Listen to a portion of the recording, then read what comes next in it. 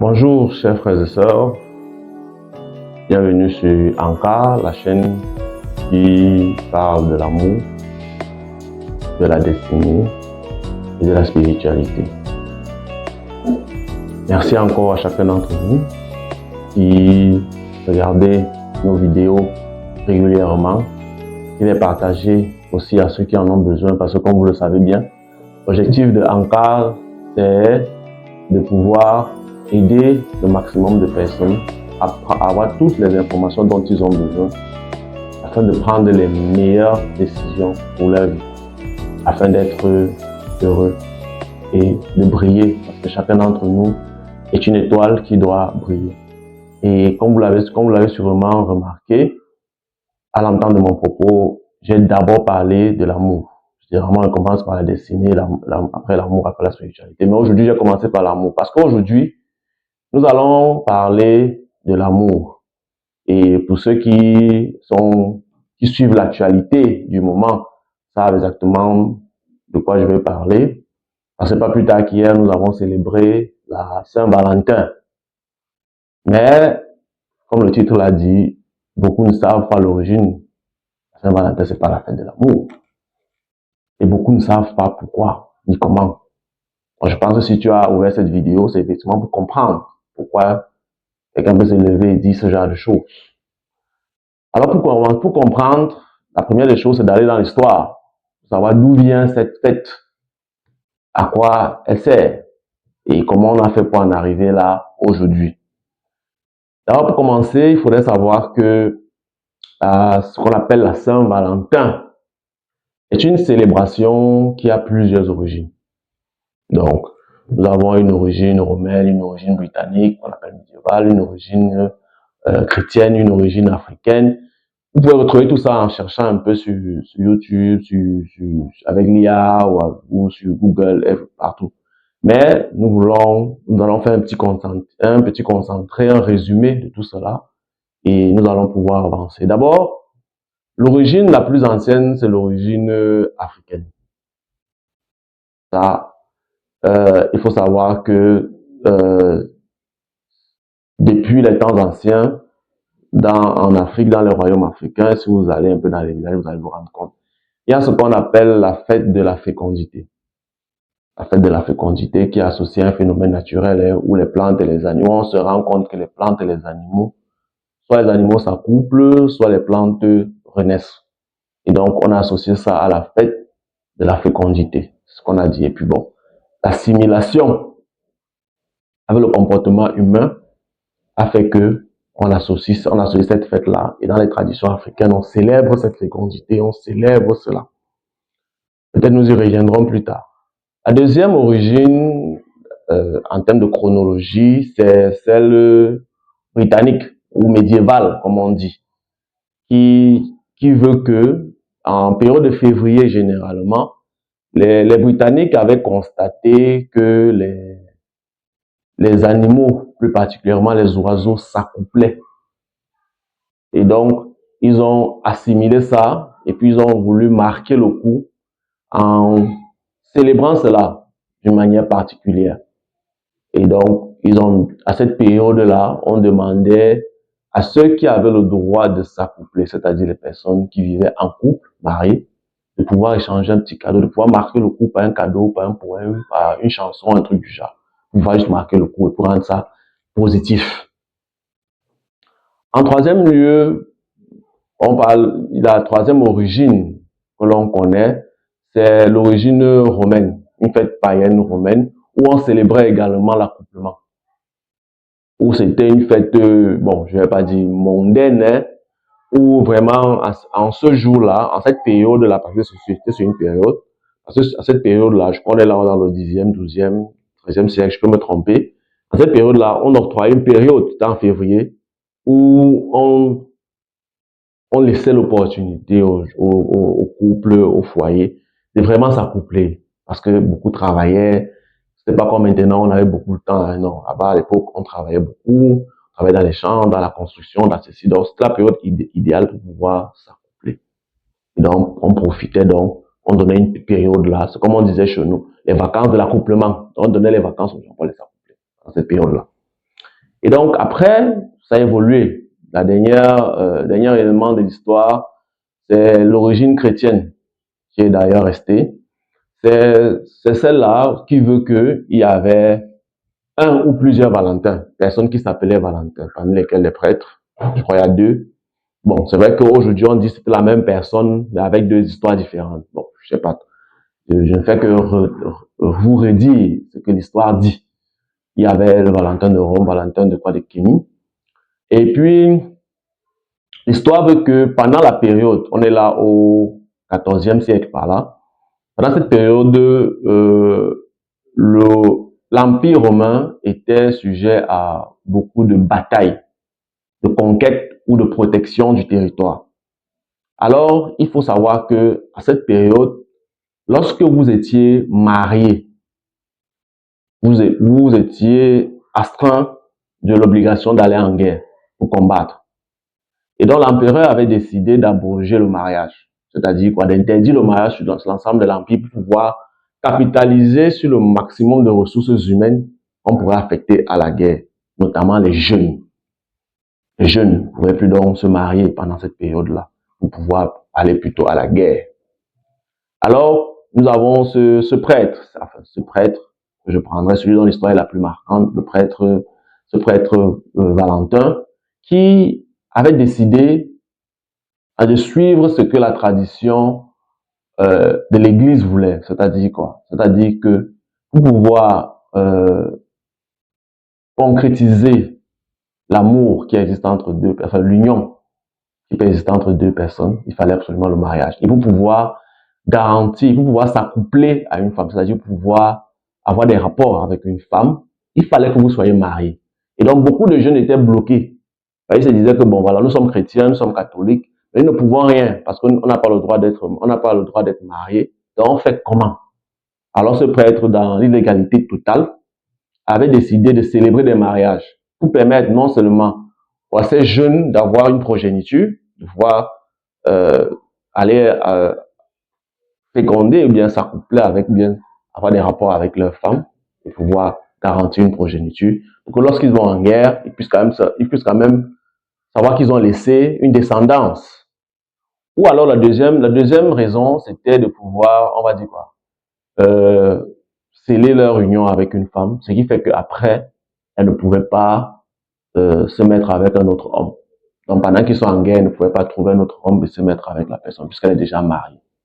C'est pas comme chez nous ici, on divorçait, machin. Non, quand on était déjà marié là-bas, c'était très difficile. C'était déjà scellé. Et donc, pour ces deux raisons particulières, ce prêtre avait donc décidé, pour pouvoir aussi suivre, parce que la troisième raison, c'était pouvoir suivre l'enseignement de l'Église. Il disait que jusqu'à aujourd'hui, hein, la fornication était interdite. Jusqu'à aujourd'hui, il était question de pouvoir dire que avant de pouvoir aller au lit avec sa femme, il faut être marié à l'église. Donc lui, il avait donc décidé de célébrer les mariages en cachette. Pour parler plus simplement, il célébrait en cachette des mariages. Et donc, un jour, cela a été découvert. Il a été brûlé vif. On a fait de lui ce qu'on appelle un martyr. Il est devenu un martyr. Et donc, le pape, ayant eu connaissance de cette histoire, a donc décidé de le canoniser. Et ayant aussi connaissance puisque c'était dans le même royaume romain, où se célébrait déjà la fête de la fécondité dont je vous ai parlé tout à l'heure, des accouplements, je vous ai parlé tout à l'heure, a décidé donc de remplacer et d'imposer au peuple cette fête-là. Je crois que c'était une tradition de l'Église catholique qui est venue remplacer les fêtes qu'ils appellent païennes par une fête religieuse qui garde le même concept. On en a beaucoup, il y a beaucoup d'exemples comme ça. Aujourd'hui, nous ne parlons que de cette fête-là. Et donc, on a donc consacré cette fête, on a commencé à appeler cela la journée de la Saint-Valentin. Le Saint-Valentin. Donc, ils ont décidé que le 14 février, qui est le milieu, pour ceux qui voient bien, c'est la moitié du mois de février, puisque Valentin n'est pas mort le 14 février, ça c'est faux. Donc, pour pouvoir marquer le coup, ils ont divisé le mois en deux, la solution la plus simple. Et donc, à partir de cette période-là, le 14 février était la fête de la Saint-Valentin. Au départ, c'était bien sûr la fête du mariage, de la célébration des unions entre deux personnes. Et puis au XVIe siècle, vu la mouvance et vu l'expansion que connaissait le christianisme, on a décidé de qualifier cela afin de pouvoir s'associer et de pouvoir dominer les cultures qui existaient dans tous les endroits où ils allaient partir. Le pape de l'époque, je crois que c'est Clarence ou un truc comme ça, avait décidé que ce ne serait plus non seulement la fête du mariage, mais la fête des amoureux. Étant entendu que à cette époque-là, je parle bien de cette époque, l'amoureux était assimilé au fiancé. C'est-à-dire que quand on disait que tu es amoureux d'une fille, c'est que tu étais fiancé et tu étais en voie de mariage vers cette fille, vers cette personne-là. Ça peut être fille comme garçon. Donc, il avait décidé, donc, ça devenait dans la fête des amoureux. Et donc, jusqu'à longtemps, jusqu'à récemment, c'était la fête des personnes qui étaient soit fiancées, soit mariées à l'église. Je dis bien à l'église, c'est une fête chrétienne, c'est une fête catholique. Donc, c'était la fête de ceux qui étaient soit fiancés, soit mariés à l'église. Et puis maintenant, bon, le phénomène de mondialisation, ça a commencé, je crois, récemment dans le 18e siècle, 18e, 19e siècle, aux États-Unis. Bon, beaucoup de choses partent des États-Unis. Et ben, le mariage n'étant plus une obligation. Là-bas, chez eux, ils ont d'autres cultures, ils ont d'autres manières de voir. Ils ont décidé que ce serait simplement la fête de l'amour. La fête de l'amour. C'est-à-dire la fête de l'amour, pas vu au sens global du terme, mais la fête de l'amour entre deux personnes de sexe opposé. Ce n'est pas la fête de l'amour des parents, ce n'est pas la fête de l'amour des enfants, ce n'est pas la fête de l'amour. Il y a d'autres journées pour ça. Je crois que chacun d'entre nous, si vous regardez le calendrier, vous allez voir, il y a des journées consacrées à ces autres formes d'amour. Mais pour l'amour entre deux personnes, entre une personne de sexe opposé, c'était devenu ce jour-là qui était consacré à ça. Et donc, on a développé tout un phénomène, tout un ensemble de concepts et d'éléments marketing autour. Ça a commencé par l'envoi des lettres d'amour. Donc, à ce jour-là, les personnes en association, vous vous souvenez bien, avec l'origine britannique, on décidait donc que ce jour, on devait envoyer une lettre d'amour à la personne bien aimée, pour lui exprimer tout ce qu'on ressent pour elle ou pour lui. Après, on a évolué vers des chansons. Après, on a évolué vers des cadeaux, des objets qui marquent l'amour. Et après, on a évolué vers tout ce qu'on a aujourd'hui, l'association de tout ça, jusqu'aux relations sexuelles, tout ce qu'on voit aujourd'hui là. Donc, voilà un peu comment la fête de la Saint-Valentin a évolué. Aujourd'hui, à partir du moment où tu dis à une fille, c'est la fête des personnes qui sont en relation. C'est ce qu'on dit, en relation amoureuse. C'est ce qu'on dit. Mais, il est clair, il est important de savoir d'où ça vient et de savoir quelle était l'origine. Donc, aujourd'hui, ça s'est tellement dilué, ça s'est tellement, je vais dire quoi, décomposé, que ça a perdu de sa nature. Les gens ne savent plus où se situer. Si vous voyez bien dans le calendrier, il n'y a pas un jour de la fête des mariés. Personne mariée, la fête des pères, des mères, des enfants, tout ça, tout ça, tout ça, tout ça. Mais il y a la fête des mariés. Parce que c'est le 14 février qui est la fête des mariés. La fête des personnes mariées. La fête des personnes qui sont soit fiancées, soit mariées. Et on fait à ce moment l'accouplement des personnes. On célèbre l'accouplement des personnes dans le but, évidemment, de procréer. Parce que ce soit dans la tradition africaine, dans toute cette tradition-là, on ne s'accouplait pas pour le plaisir. Aujourd'hui, on s'accouple pour le plaisir. On ne s'accouplait pas pour le plaisir, on s'accouplait pour procréer. Et donc, c'était la fête donc, de cette procréation-là, le fait de donner la vie dans un cadre bien précis, qui est le cadre du mariage. Donc, c'est un peu ça. C'est un peu ça l'évolution. Donc, quand on dit aujourd'hui que ne confondez pas les choses, si vous voyez même à l'église aujourd'hui recommande de ne pas confondre les choses, même dans nos traditions. Si vous allez dans les traditions africaines que nous défendons, auxquelles j'ai accès et que je défends aussi, c'est pas, on ne reconnaît pas cette fête-là comme étant la fête de l'amour. C'est la fête, c'est une fête comme ça, c'est une journée. Mais on célèbre la fécondité, on célèbre l'accouplement, on célèbre les mariages, on célèbre ceci. C'est dans ce cadre-là. Aujourd'hui, la Saint-Valentin est une célébration qui a viré à autre chose. Moi, je me souviens, la première fois, pour vous parler un peu de mon histoire, d'un témoignage, la première fois où j'ai eu à fêter véritablement la Saint-Valentin, où j'étais en couple avec une dame, avec une personne, avec une femme à cette époque, une jeune fille à cette époque. Alors, moi, j'étais tellement ancré dans la chrétienté que j'avais compris ce que c'était que la fête de la Saint-Valentin. Donc, le jour de la Saint-Valentin, elle m'interpelle. Bon, j'attends mon cadeau, ça veut, je sais pourquoi c'est pas une fête de la Saint-Valentin. Je lui dis que la fête là ne me concerne pas. Je vous jure, j'ai passé là, je crois, l'une des pires journées de ma vie. Parce qu'elle ne comprenait pas comment est-ce que je peux dire que la Saint-Valentin, ce n'est pas le jour de la fête des amoureux. Parce qu'on voyait, bon, c'est vrai qu'aujourd'hui, c'est encore plus grave, hein, c'est pire. Mais à cette époque, quand on était jeune, on voyait les prémices, quoi. Tu devais offrir une lettre, un message particulier, toi, ton amoureuse. Alors moi, je disais que non. Moi, je sais que c'est la fête des mariés. Moi, je suis pas encore marié avec toi. Quand je serai marié avec toi, on va bien célébrer cela. Et on va bien honorer cet événement particulier, ce moment particulier-là. Tout en respectant les principes chrétiens et catholiques, puisque je l'étais à l'époque. Alors, ça a créé des problèmes. Ça a créé beaucoup de problèmes. À un moment donné, même, elle a même cru que c'est parce que je la trompais avec une autre que j'avais décidé de ne pas célébrer avec elle la fête. J'ai dit, merde. J'ai dit, oh là là, mon Dieu. Qu'est-ce que... Bon, j'étais naïf, j'étais jeune à l'époque, je n'avais pas compris qu'il fallait un peu jouer aussi de la diplomatie. J'étais assez ferme dans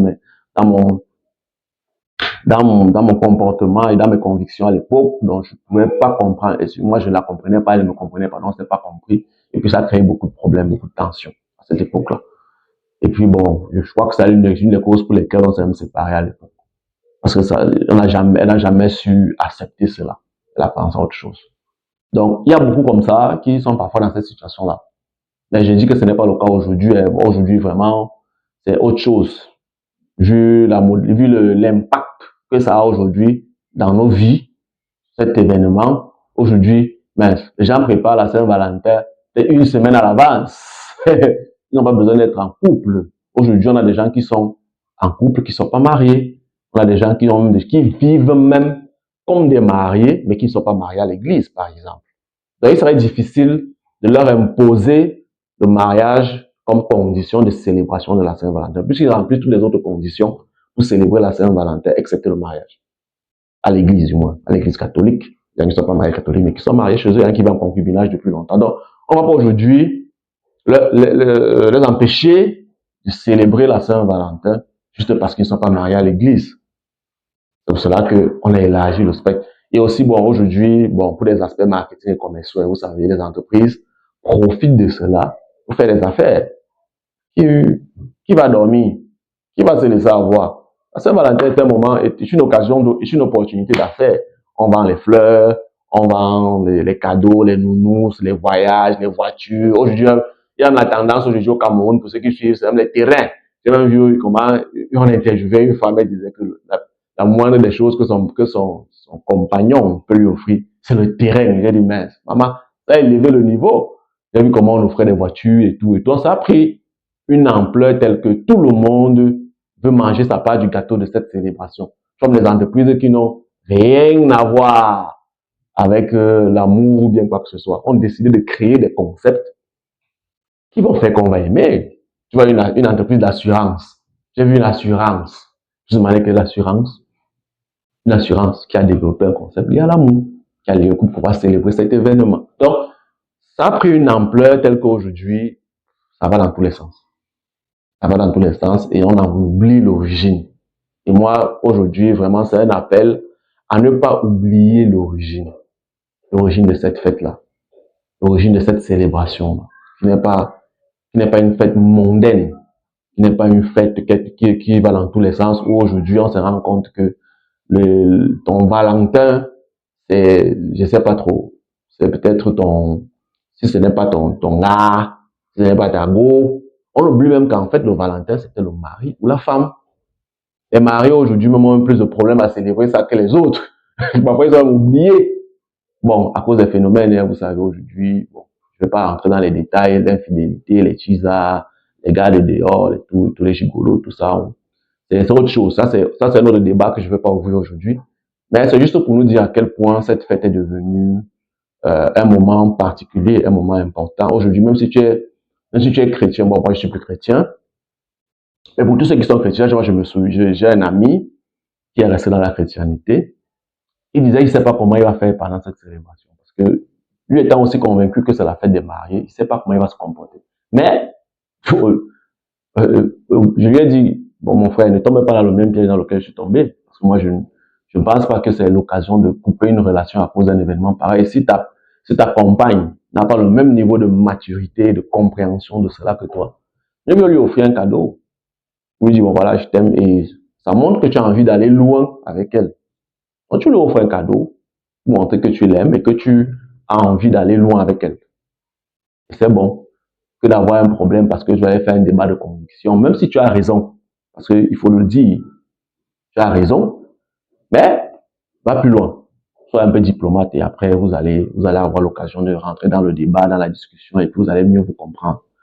Donc, c'est ça à quoi on est rendu aujourd'hui, heureusement ou malheureusement. Donc, je sais que hier, bon, hier vraiment c'était grave, hein? J'ai vu de ces choses.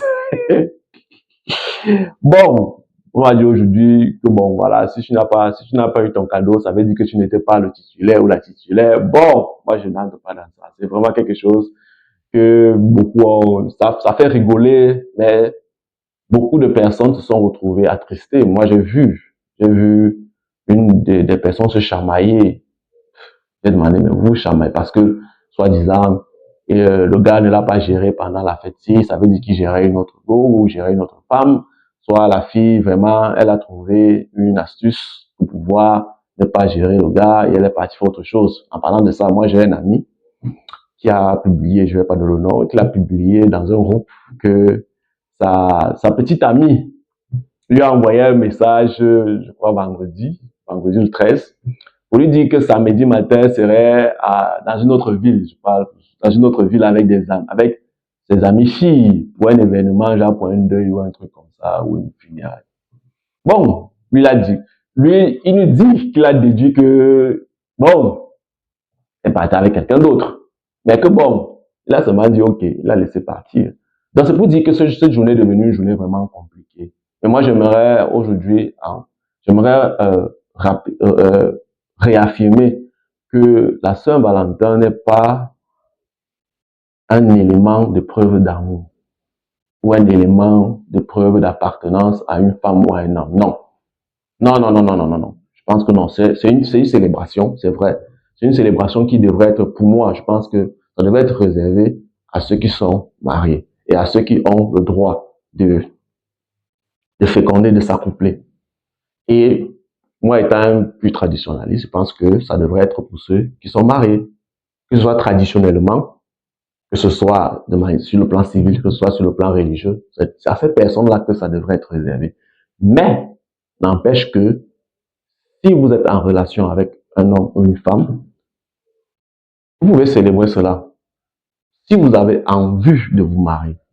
Mais si si ta personne, ton petit ami ou ton ami ne t'offre pas de cadeaux, c'est aujourd'hui, il serait judicieux de penser que ça veut dire que peut-être il est avec une autre femme, parce qu'aujourd'hui, on est dans un monde tellement, on dit comme quelqu'un dit, le monde part en couille. Le monde tellement, je dis quoi, mauvais, entre guillemets, je vais pas dire mauvais, mais sur ce plan-là, où on va dans tous les sens, que directement on pense en ça, mais ça peut ne pas être ça. Ça peut ne pas être ça. Donc, ne nous bloquons pas l'esprit parce que peut-être le 14, le jour de la Saint-Valentin, on n'a pas eu un cadeau, on n'a pas eu quoi que ce soit. C'est juste un événement. Profitons de l'événement si nous remplissons les conditions. Profitons de l'événement si nous avons des opportunités. J'espère que chacun d'entre nous a profité de cet événement. On est dimanche. Chacun peut se rattraper. Chacun peut, ceux qui n'ont pas pu célébrer en tant que mariés. Moi, j'invite beaucoup plus les personnes mariées à véritablement célébrer cet événement. C'est important. Ça permet de nourrir la relation, ça permet de renforcer son amour, ça permet de véritablement, je vais dire quoi, mettre un accent sur ce qu'on a déjà construit ensemble, ce qu'on est en train de réaliser ensemble et sur la période qu'on a vécue ensemble. Parce que je sais que le mariage n'est pas facile. Et donc, c'est une occasion de pouvoir se retrouver, de pouvoir se rappeler des bons moments, de pouvoir se rappeler de ce qui nous a unis au départ, et de pouvoir le célébrer à nouveau afin de pouvoir mieux avancer. Donc moi, je profite encore, c'est vrai que j'ai pas eu l'occasion de souhaiter la bonne fête de la Saint-Valentin. Moi, je souhaite une fois de plus que chacun d'entre nous puisse véritablement célébrer cet événement dans de bonnes conditions. Dans de bonnes conditions, dans les conditions où il faut pouvoir profiter de toutes les bénédictions, de toutes les énergies positives qui entraînent cette célébration-là. Parce que on l'a conçu comme étant quelque chose qui se fait dans un cadre particulier.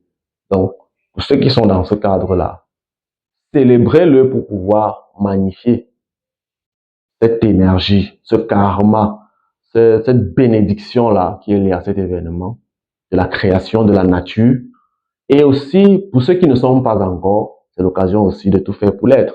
Si c'est votre destinée, si c'est votre avenir, c'est votre volonté, de tout faire pour entrer dans ça, pour bénéficier à fond de cela. Parce que dis-toi bien que si tu célèbres une Saint-Valentin avec ton petit ami, ce n'est pas la même chose que tu célèbres avec ton mari. C'est pas la même chose que tu célèbres avec ton concubin. C'est pas la même chose. C'est pas la même importance, c'est pas le même impact.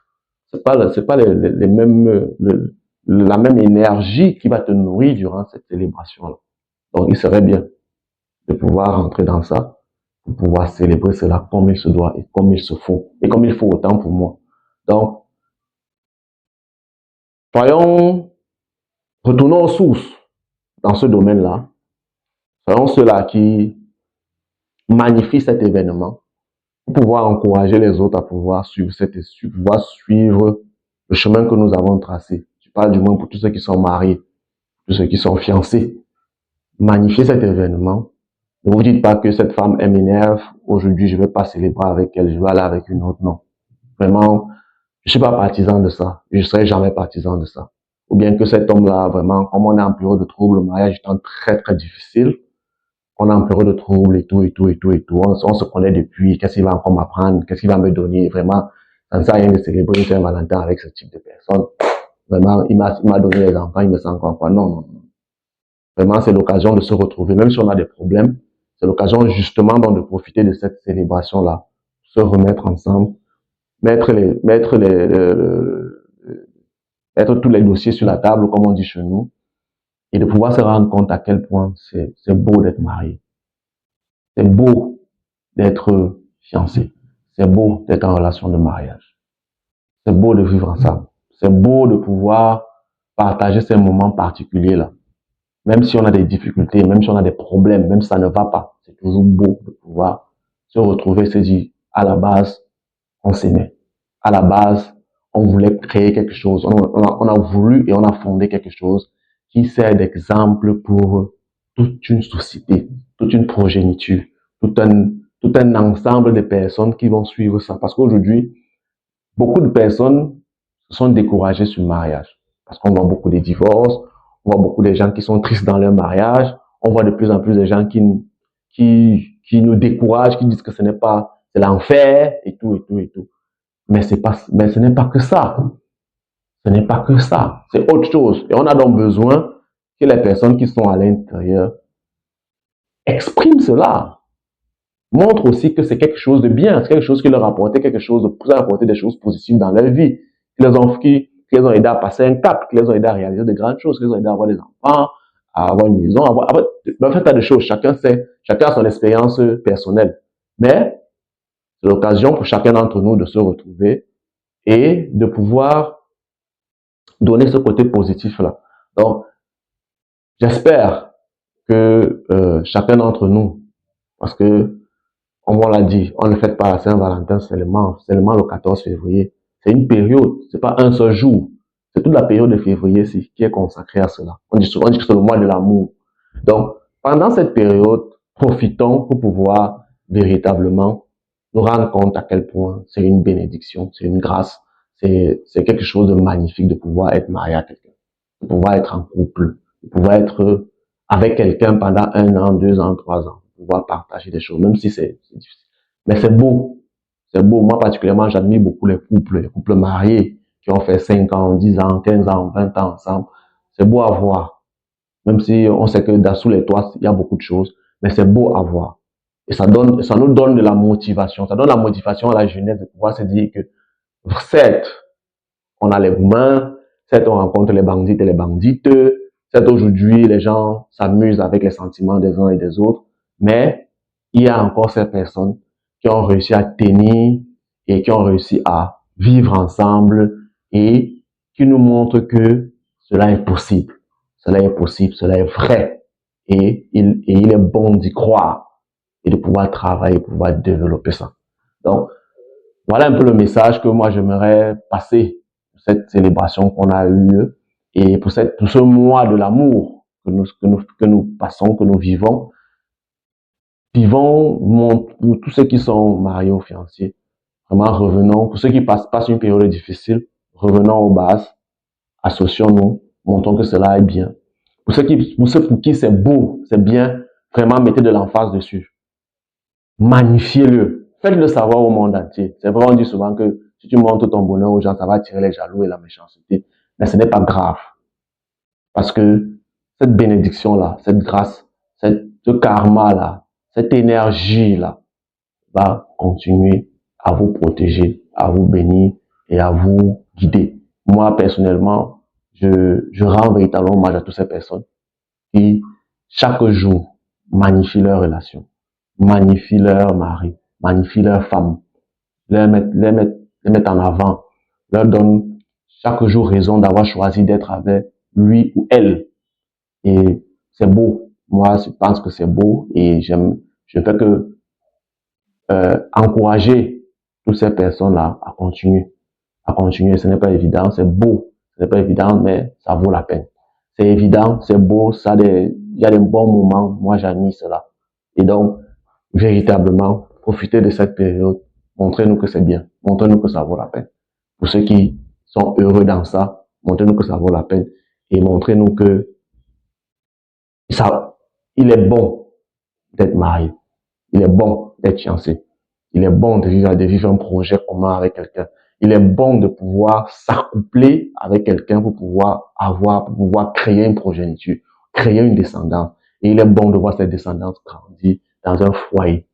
Donc, vraiment, merci encore à tous ceux qui se battent pour ces valeurs-là qu'on nous a enseignées à nous personnels, à nous, quand on était petits.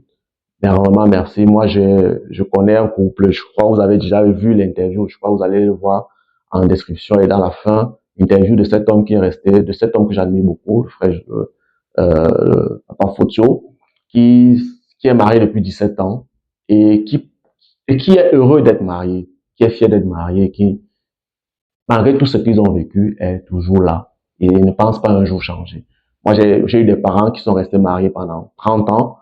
C'était beau à voir. C'était pas évident, chaque jour on vivait leur relation, mais c'était beau à voir. C'était beau. C'était magnifique. Moi, je connais d'autres familles comme ça où les gens, ils sont toujours mariés aujourd'hui, qui ont les 20 ans, 30 ans. Je ne peux pas tous les citer, hein, mais véritablement, je crois que pour vous qui nous regardez, vraiment, vous savez combien je vous admire, vous savez combien je vous aime, combien j'ai envie de faire pareil que vous. Nous, on a envie de faire pareil que vous. Célébrez ce moment. Fêtez-le, magnifiez-le, mettez de l'emphase pour que nous puissions toujours avoir la motivation à suivre votre exemple dans ce domaine-là. Merci encore à vous, bonne fête à vous, et puis, bon, et à tous ceux qui ne sont pas encore dans ce cadre-là, faites tout pour l'être. Si, véritablement, vous voulez l'être, faites tout pour l'être. Et puis, vous allez voir, c'est intéressant. Donc, nous voici donc arrivés au terme de cette vidéo. J'espère que vous avez appris. J'espère que les éléments que je vous ai donnés aujourd'hui vous permettront de prendre de meilleures décisions dans vos vies, de comprendre ce que vous vivez, prendre de meilleures décisions et de pouvoir être heureux, de pouvoir briller, de pouvoir magnifier ce que vous vivez, de pouvoir